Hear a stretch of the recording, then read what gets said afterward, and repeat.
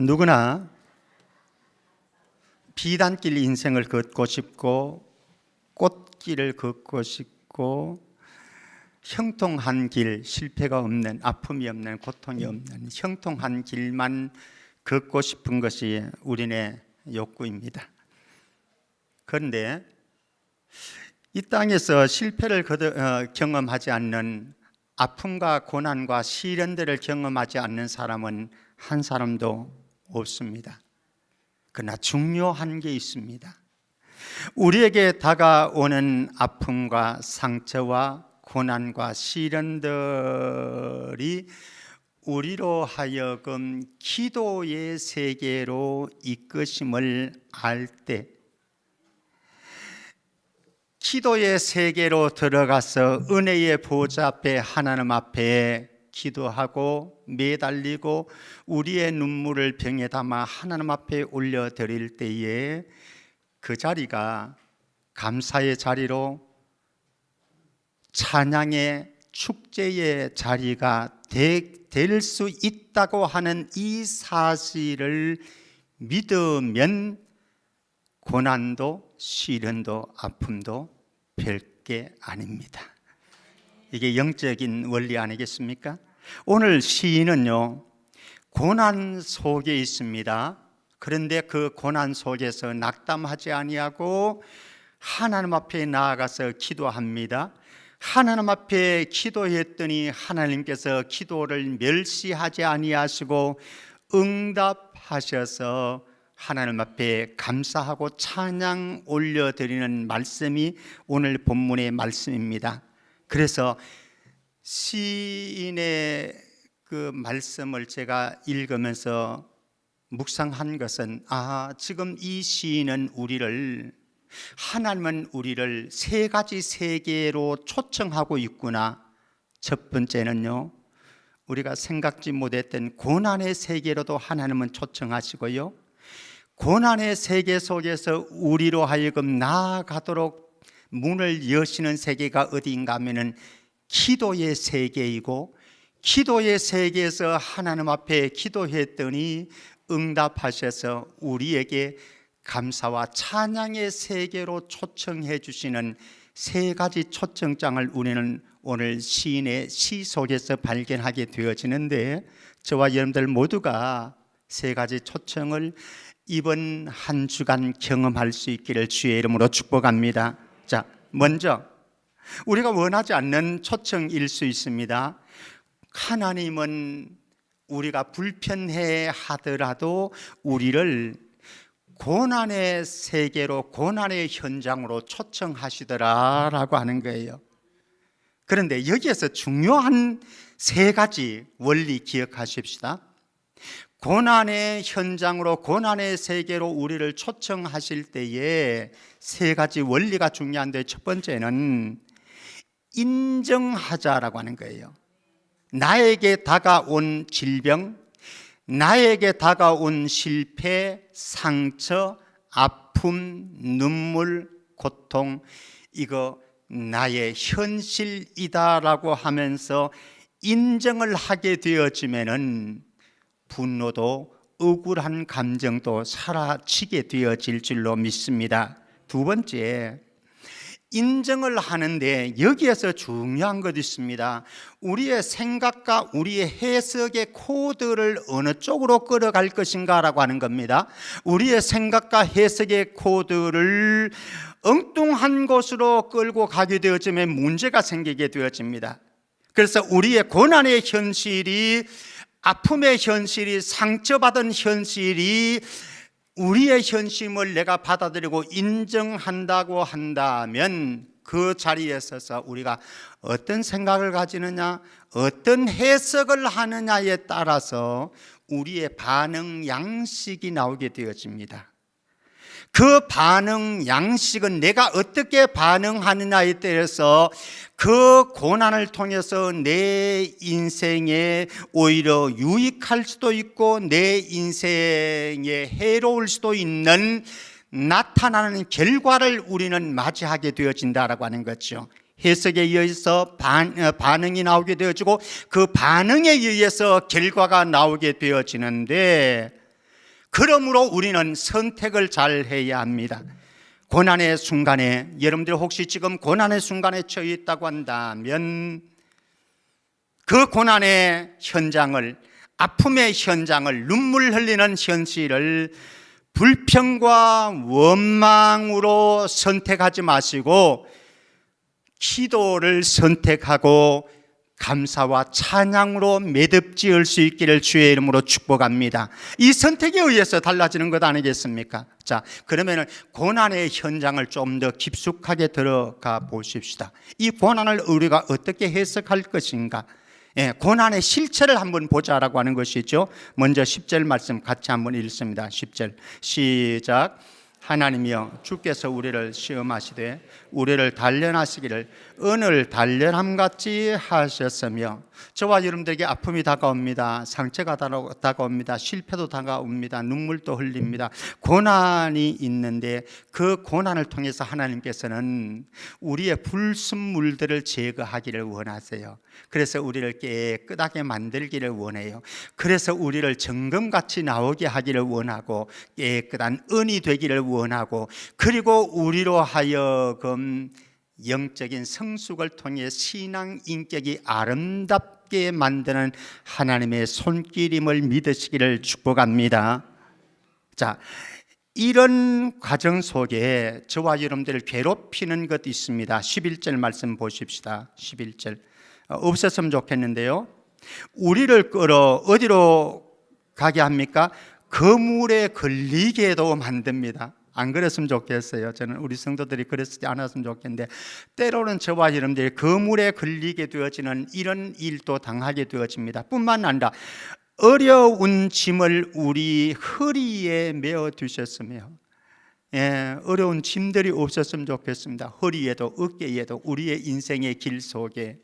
그런데 하나님께서는 이런 시련의 그물도 주시고 무거운 짐도 우리에게 치게 하신다라고 하는 거죠. 그런데 이것들이 우리를 괴롭힘이 아니고 더 복된 삶으로 초청하시는 하나님의 은혜인 줄 믿으시기를 바랍니다. 자, 한번 가볼까요?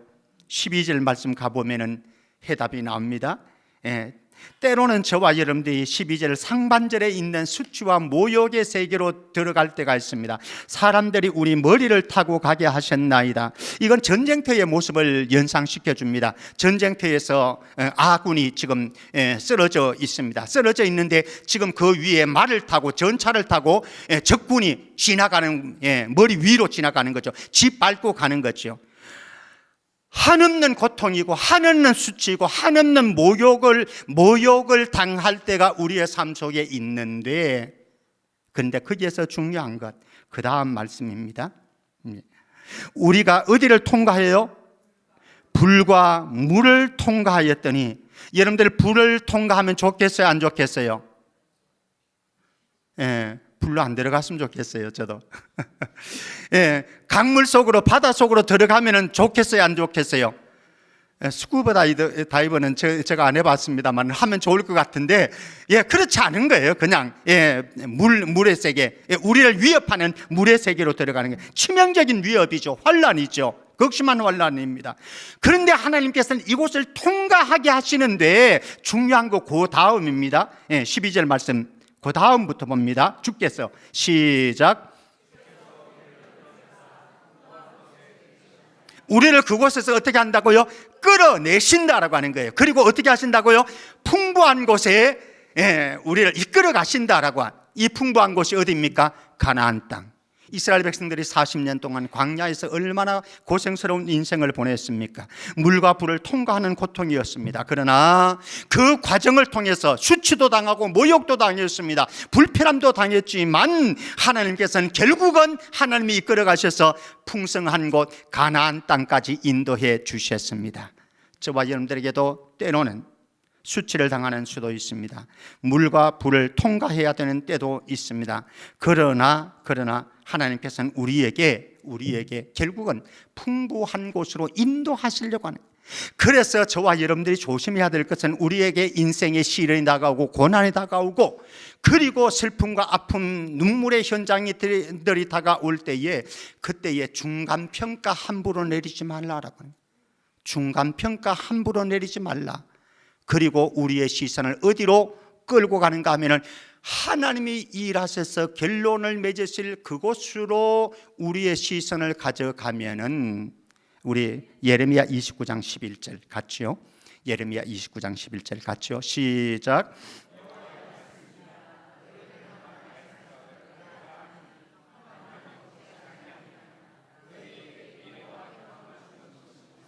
고난과 시련의 끝이 결코 재앙이 아니라니까요. 재앙이 아니고 뭐라고요? 너희를 향한 나의 생각을 내가 아나니 평안이요 너희에게 미래와 희망을 주는 그것이라. 믿으시기를 축복합니다. 이거 믿으면은 우리에게 다가오는 오늘의 현실과 상황들 이길 수 있는 거죠. 힘이 생기는 거죠. 용기가 생기는 것이죠. 우리가 고난과 시련과 아픔을 당할 때에, 상처가 몰려올 때에, 억울한 일들이 발생할 때에 중요한 것 하나님의 본심 알자라고 하는 겁니다. 예레미야 예가 3장 32절 33절입니다. 우리 같이 읽습니다. 시작. 그가 비록 근심하게 하시나 그의 풍부한 인자하심에 따라 긍휼히 여기실 것임이라. 주께서 인생으로 고생하게 하시며 근심하게 하시면 본심이 아니시로다. 저와 여러분들이 살아가는 동안 고생도 합니다. 그리고 시련이 닥쳐와서 어려운 일들이 터져가지고 문제가 발생해가지고 근심하고 고생하는 인생길 걸어갑니다. 그러나 우리를 근심하게 하려고 하는 것이 하나님의 본심이 아니고, 우리를 고통스럽게 하려고 하는 것이 하나님의 본심이 아니고, 하나님의 본심은 뭐라고요? 그의 풍부한 인자하심에 따라 긍휼을 베풀어 주시는 하나님의 은혜를 체험하기 위한 하나님의 만지심인 줄 믿으시기를 바랍니다. 그럼 됐죠. 됐죠. 지금 여러분들이 당하는 아픔들이 있습니다. 그것 때문에 근심할 수도 있습니다. 너무너무 고통스러워서 밤잠을 이루지 못할 수도 있습니다. 그러나 하나님은 이 고난과 시련 앞에서 우리 모두에게 불평과 원망을 선택하지 말고 대신 하나님의 일하심을 기대하면서, 기대하기 때문에 은혜의 보좌 앞에 나아가 기도하기를 원하시고, 기도하는 그 사람은 우리의 인생의 고난과 시련의 폭풍우와 그리고 파도만 바라보지 아니하시고 그 폭풍과 파도 속의 환경을 다스려 가시는 전능하신 하나님의 손을 바라보기 때문에, 그래서 고난 중에 기도의 응답으로 감사의 축제가, 찬양의 축제가 이루어질 줄로 믿습니다. 그러면은 아픔이, 상처가, 고난의 문제는 아니죠. 자, 이런 고난을 통해서 하나님께서는 우리에게 기도의 세계로 초청을 하고 계신데, 지금 하나님은 하늘 문을 열고 우리를 기다리고 있습니다. 기도하러 나오는 저와 여러분들을 기다리고 계신데 그 하나님을 찾을 수 있기를 축복합니다. 자, 우리 시인의 초청 한번 들어보십시다. 16절 말씀입니다. 16절 같이요. 시작. 하나님을 두려워하는 너희들아 다 와서 들으라 되었습니다. 하나님을 경외하는 자들을 초청합니다. 시인은 다 와서 들으라. 무엇을 들으라고요? 그 다음에 말씀합니다. 들려주고 싶은 말이 이거예요. 하나님이 나의 영혼을 위하여 행하신 일을 내가 선포하겠다. 우리 인생에 내가 듣고 싶은 말이 있고요, 내가 들려주고 싶은 말이 있는데, 극심한 고난 속에서, 시련 속에서, 아픔 속에서 눈물을 흘리면서 하나님 앞에 기도했더니 하나님께서 내 기도의 현장 속에 행하신 놀라운 일이 있어서 이것을 주변의 사람들에게 간증할 수 있기를 축복합니다. 이거 들려주어야 하는 것 아니겠습니까? 하나님이 나의 영혼을 위하여 행하신 일을 들려주려고 하면은 우리에게 고난 중에 기도를 선택해야 되는데, 고난 중에 우리가 기도를 했더니 우리의 삶이 어디로 이끌어지는가? 19절 말씀입니다. 아니 17절 말씀입니다. 죄송합니다. 17절 말씀 우리 같이 읽습니다. 시작. 내가 나의 입으로 그에게 부르짖으며 나의 혀로 높이 찬송하라. 내 입으로 하나님 앞에 부르짖었더니 어떻게 된다고요? 나의 혀로 높이 찬양하게 되어질 것이다. 저와 여러분들이 기도의 현장에서 기도할 때에 우리의 삶의 현장이 펼쳐지는데 찬양의 세계로, 감사의 세계로 들어가게 되어지더라라고 하는 거죠. 왜 그렇습니까? 왜 우리가 기도의 세계로 들어가면은 거기에서 찬양이 나오고 감사가 나오는 입술의 열매가 나올 수 있겠습니까? 19절 말씀이 우리에게 가르쳐주고 있습니다. 19절 같이요. 시작. 그러나 하나님이 실로 들으셨으며 내 기도 소리에 귀를 기울이셨도다. 하나님께서 여러분들이 가지고 있는 아픔과 상처와 고통과 눈물의 현장 속에 저와 여러분들의 정신 바짝 차리고 하나님의 은혜의 보좌 앞에 나아가 기도할 때에 하나님은 다 준비해 주셨어요. 무엇을? 들을 귀를 준비해 주셨고 응답할 준비를 다 해 주셨어요. 문제는 내 고난을 가지고, 상처를 가지고, 아픔을 가지고 혼자 끙끙거리고 앓고 있는 이게 문제라. 나가 문제라. 이번 기회에 여러분들 정말로 힘겹다고 한다면 그것을 다른 데서 풀어놓으려고 하지 말고 하나님 아버지 앞에 나아가서 눈물로 호소하고 풀어놓을 수 있기를 주의 이름으로 축복합니다. 하나님 다 들을 준비해 놓으셨다니까요. 응답해 놓을 준비해 놓으셨다니까요. 그런데 우리가 이렇게 하나님 앞에 나아가 기도할 때에 전제 조건 하나 있어요. 전제 조건이 중요한 것이 있습니다. 18절 봅니다. 18절 우리 같이 읽습니다. 시작. 내가 나의 마음에 죄악을 품었더라면 주께서 듣지 아니하시리라. 저와 여러분들이 기도하는데 내 마음속에 죄악을 품고 기도한다고 한다면 하나님께서 안 들으신다. 그래서 이번 한 주간 우리가 기도의 동산으로 나가서 하나님 앞에 기도할 때에 먼저 오늘 우리의 마음을 살펴보면서 우리의 죄악들을 주님 앞에 토해내면서 정결한 마음과 정결한 양심으로 정결한 영혼으로 하나님의 은혜의 보좌 앞에 나아가서 하나님께서 예비하신 기도 응답의 역사를 다 경험할 수 있기를 주의 이름으로 축복합니다. 그랬을 때에 9절 말씀 보십시다. 9절 말씀. 저와 여러분들의 대적들로부터 환난을 당할 수도 있습니다. 그러나 9절 같이요. 시작. 그는 우리 영혼을 살려두시고 우리의 실족함을 허락하지 아니하시는 주시로다. 어떤 사람에게요? 하나님 앞에 기도하는 그 사람에게 악을 품지 아니하고 죄를 품지 아니하고 기도하는 그에게 하나님은 우리를 살려주시겠다고 약속하셨고 실족하지 않겠다고 약속해 주셨는데 이번 특별 새벽기도회가 그 기회가 되기를 축복합니다. 그래서 우리가 다음 주에 맥주감사주일에는 내 인생에 이런 맥주감사절이 없다라고 하는 그런 감사의 축제가 나오고 찬양의 축제가 나오는 은혜가 있기를 축복합니다. 그러기 위해서 하나님께서 우리를 감사와 찬양의 세계로 초청하는데 먼저 중요한 게 있습니다. 무엇인가 하면요, 우리의 삶에 불평과 원망의 문을 먼저 닫자. 저와 여러분들이 어려움이 발생하게 되어지고 실패를 경험하게 되어지고 고난과 억울한 일을 당하게 되어질 때에 자연 발생적으로 일어나는 것이 하나 있습니다. 뭐죠? 불평이고 원망이고 탓하는 것이고 짜증 부리는 것이고 이런 종류들인 거죠. 그런데 그 문 닫아버리고 저와 여러분들에게 익숙하지는 않지만, 본능적으로는 되지 않지만 감사와 찬양의 문을 활짝 열고 기도의 세계로 들어갈 수 있기를 축복합니다. 20절 말씀 보십시다. 20절 말씀 같이요. 시작. 하나님을 찬송하리로다. 그가 내 기도를 물리치지 아니하시고 그의 인자하심을 내게서 거두지도 아니하셨도다.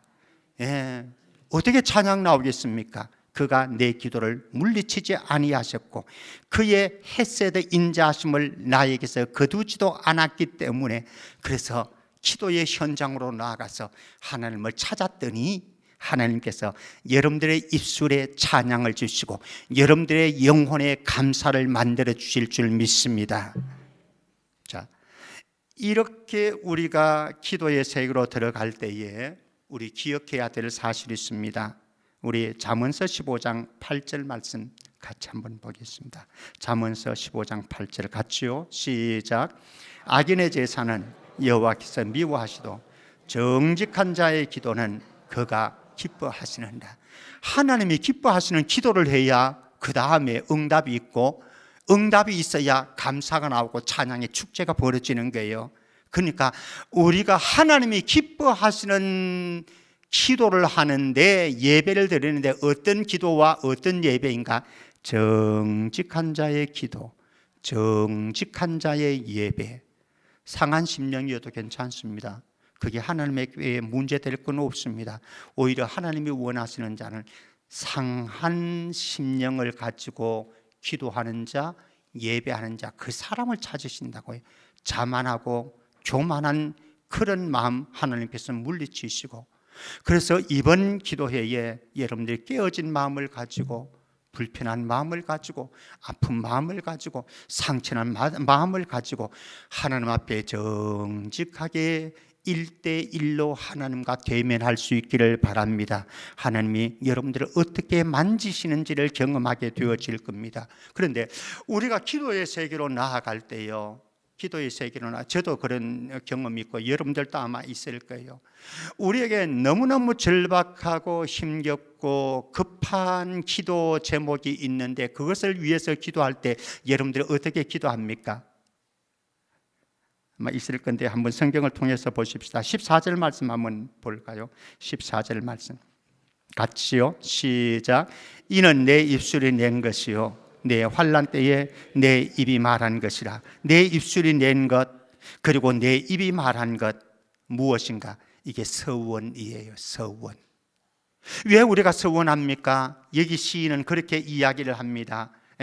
조금 전에 14절에 보면 내 환난 때에, 환난이 닥쳐와서 견딜 수 없어가지고, 감당할 수 없어가지고, 그래서 하나님을 찾는데, 하나님을 찾는데도 너무너무 절박하기 때문에, 간절하기 때문에 하나님께서 이렇게 해주시면은 제가 이렇게 하나님 앞에 반응하겠습니다. 그 대표적인 사람이 누구였지요? 한나였잖아요. 자식 낳지 못하는 것 얼마나 큰 아픔이고 슬픔인지 모릅니다. 이거는 정말로 자존심 상하는 일이기도 하고요, 하나님 앞에 저주받는 조롱거리가 되어지기도 했습니다. 그것도 힘들고 아프지만 더 마음을 아프게 하고 그리고 고통스럽게 하는 것이 있는데, 분인나라고 하는 요 존재, 아마 저와 여러분들이 살아가는 삶의 현장에서 분인나가 있을 거예요. 그래서 오늘 또 그 분인나 때문에 여러분들의 마음이 복잡한 분들이 계실 거예요. 그러나 그런 분인나가 있을지라도, 나에게 불임의 고통이 있을지라도 하나님 앞에 나아가서 눈물로 통곡하면서 서원해서 기도했는데, 하나님 나를 불쌍히 여기셔서 아들을 주시면 내가 그 아들 어떻게 하겠다고요? 하나님께 드리겠습니다. 서원 기도를 했습니다. 서원 기도를 했더니 하나님께서 적극적으로 응답해 주셨는데, 어떻게? 사무엘을, 시대를 움직이는 영웅적인 인물, 영적인 거장 사무엘을 선물로 주셨습니다. 할렐루야. 사랑하는 성도 여러분, 이번에 여러분들이 너무너무 절박한 기도가 있다고 한다면, 여러분들의 인생에 견딜 수 없는 고통의 짐들이 있다고 한다면 서원도 해보십시오. 그 다음에 한번 가보십시다. 13절 말씀, 13절 같이요. 시작. 내가 번제물을 가지고 주의 나의 서원을 주께 갚으리니. 이 시인은 그렇게 얘기합니다. 너무너무 힘들어서 환난 중에, 고통 중에, 대적자들이 자기를 괴롭히고 있는 그 상황 속에 견딜 수 없어서 하나님 앞에 서원 기도했습니다. 어떤 서원인지는 잘 모르겠어요. 근데 그 서원 기도를 하고 하나님 앞에 기도의 응답을 받았죠. 응답을 받고 나서 사람들은 어떻게 합니까?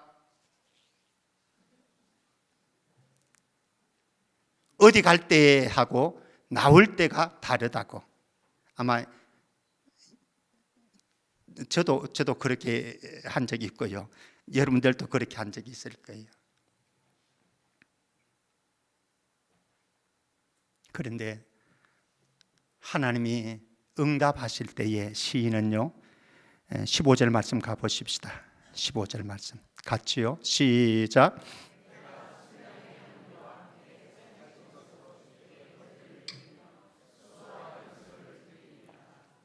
내가 순양의 향기와, 그것도 살진 것입니다. 그것도 최고의 제사 번제를 드리면서 수소도 드리고 염소도 드리겠습니다. 맥주감사절을 우리는 앞두고 있습니다. 저는 이번 특별 새벽 기도회 기간 속에 여러분들 절박한 기도를 하나님 앞에 올려드리면서 하나님의 만지심도 경험하고 하나님의 응답도 경험해서 다음 주 맥주감사주일은 내 인생의 최대의 감사의 축제, 찬양의 축제가 되어지는 은혜가 있기를 바랍니다. 이게 시인이 그렇게 순양과 수소와 염소를 하나님 앞에 풍성한 제물로 드렸듯이 말씀 맺겠습니다. 고난 중에 우리가 할 것이 무엇이겠습니까? 기도를 선택하자. 기도를 선택했을 때에 하나님의 일하심이 있는데 하나님께서 응답하심으로 우리의 삶을 감사의 삶으로, 찬양의 삶으로 이끌어 가실 것이다. 그 주인공이 바로 내가, 여러분들이 되어지기를 주의 이름으로 축복합니다. 그런데 우리의 인생은 생각해 보면요, 계산해 보면은 그리스도인들은 누구를 따라갑니까? 예수님을 따라가는 것 아니겠습니까?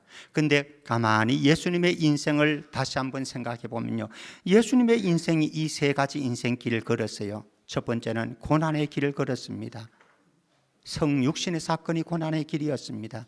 예수님의 33년의 삶이 고난의 길이었습니다. 고난의 극치는 십자가의 죽음의 저주의 사건이었습니다. 예수님이 걸어가신 그 고난의 길, 나에게 다가온다고 뭐 너무 불편해합니까? 너무 억울해합니까? 인정하십시다. 해석 잘 하십시다. 그리고 반응 잘 하십시다. 그래서 우리는 그 다음에 예수님의 세계로, 기도의 삶으로 예수님은 살아가셨습니다. 시간이 나면은 한적한 곳을 찾아가셨습니다. 그리고 새벽에 하나님 앞에 기도했습니다. 그의 기도의 극치는 겟세마네 동산에서의 목숨을 거는 피를 토하는 기도였습니다. 저와 여러분들도 우리의 고난의 현장에서 원망과 불평하는 것이 아니라 기도의 동산으로 찾아가서 예수님께서 그렇게 하셨듯이 기도 응답을 받으시고, 예수님의 삶은 감사와 찬양의 삶이었습니다.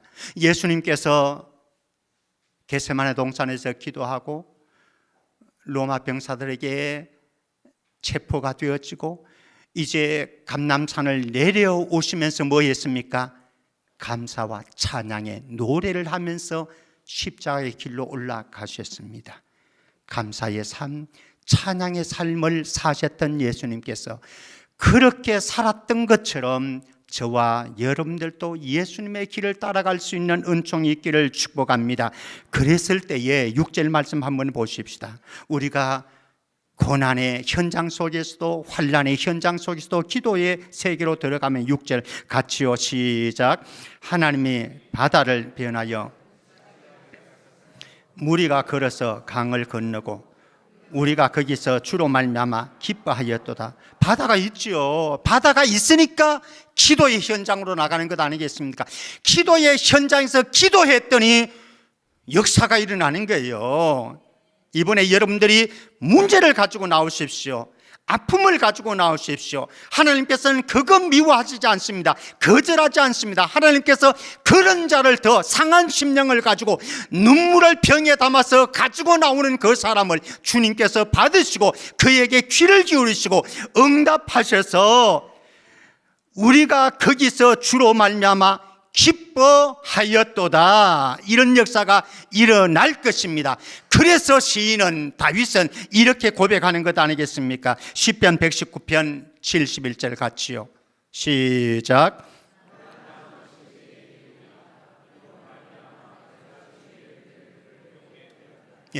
고난을 원망하지 마십시오. 고난을 탓하지 마십시오. 고난을 저항하지도 마십시오. 대신 고난의 현장에서 기도의 동굴로 들어가고 기도의 세계로 초청하시는 하나님의 손길들을 볼 수 있기를 축복합니다. 그래서 이번 특세 기간에 우리가 가지고 온 절박한 기도를 가지고 우리의 눈물을 병에 담아 가지고 하나님의 은혜의 보좌 앞에 올려드려서 하나님께서 우리를 만지시는 은혜도 체험하고 응답하시는 은혜도 체험해서 감사가 넘치는, 찬양이 넘치는 인생 축제가 되기를 주의 이름으로 축복합니다.